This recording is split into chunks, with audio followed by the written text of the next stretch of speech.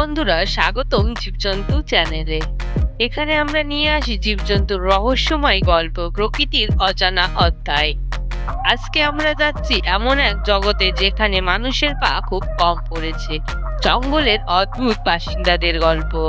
ভিডিওটি শেষ পর্যন্ত দেখুন, কারণ প্রতিটি মুহূর্তে আছে বিস্ময়ের ছোঁয়া। প্রকৃতির গোপন থিয়েটার।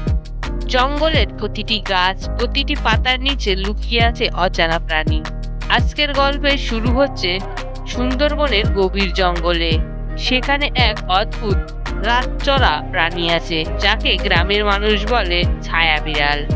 এর চোখে অন্ধকারে আলো জ্বলে, কিন্তু বিজ্ঞানীরা জানিয়েছেন এটি মূলত এক ধরনের বন্য বিড়াল যারা রাতে শিকার করে। কিন্তু কেন এই প্রাণীকে গ্রামের মানুষ রহস্যময় মনে করে? কারণ এর চলাফেরা প্রায় শব্দহীন। জলজন্তুর রহস্য। এবার যাই পানির তলদেশে।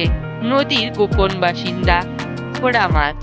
দেখতে ঠিক মাছের মতো নয়, আবার পুরোপুরি ঘোড়ার মতোও নয়।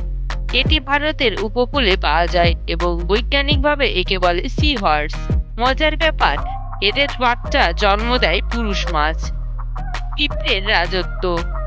জঙ্গলের মাটির নিচে রয়েছে আরেকটি সাম্রাজ্য, পিঁপড়ের কলোনি। একটি পিঁপড়ের কলোনিতে হাজার হাজার পিঁপড়ে থাকে এবং তারা মিলেমিশে কাজ করে। তারা একে অপরের সাথে রাসায়নিক গন্ধ দিয়ে কথা বলে। অনেক বিজ্ঞানী বলেন পিঁপড়ের সমাজ আমাদের শেখায় একতার পাঠ। অদ্ভুত ব্যাঙের গল্প। ভারতের পশ্চিম ঘাটে পাওয়া যায় এক ধরনের ব্যাঙ, যার ডাকে বৃষ্টির আভাস পাওয়া যায়। গ্রামের মানুষ বলে ব্যাঙ ডাকে মানে বৃষ্টি আসছে, কিন্তু বৈজ্ঞানীরা বলেছেন এই ব্যাঙরা আর্দ্রতা মাপতে পারে, তাই তারা আগে থেকেই বুঝে ফেলে বৃষ্টি আসছে। জীবজন্তুর সংগ্রাম। প্রকৃতির প্রতিটি প্রাণী টিকে থাকার জন্য লড়াই করে। শিকারী ও শিকার, এটাই বনের নিয়ম। যেমন বাঘ শিকার করে হরিণকে, কিন্তু হরিণ না থাকলে বাঘও বাঁচবে না।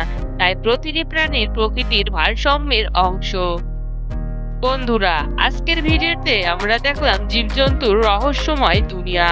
প্রতিটি প্রাণীর গল্পে লুকিয়ে আছে এক অদ্ভুত শিক্ষা। প্রকৃতি আমাদের যতটা দেয়, আমরা কি তা ফিরিয়ে দিচ্ছি? যদি ভিডিওটি ভালো লেগে থাকে তবে লাইক করুন, কমেন্টে জানিয়ে দিন কোন প্রাণীর গল্প আপনাকে সবচেয়ে বেশি অবাক করেছে, আর চ্যানেলটি সাবস্ক্রাইব করতে ভুলবেন না। জীবজন্তু চ্যানেলের পরবর্তী গল্পে আবার দেখা হবে। ততদিন পর্যন্ত প্রকৃতিকে ভালোবাসুন, জীবজন্তুকে রক্ষা করুন।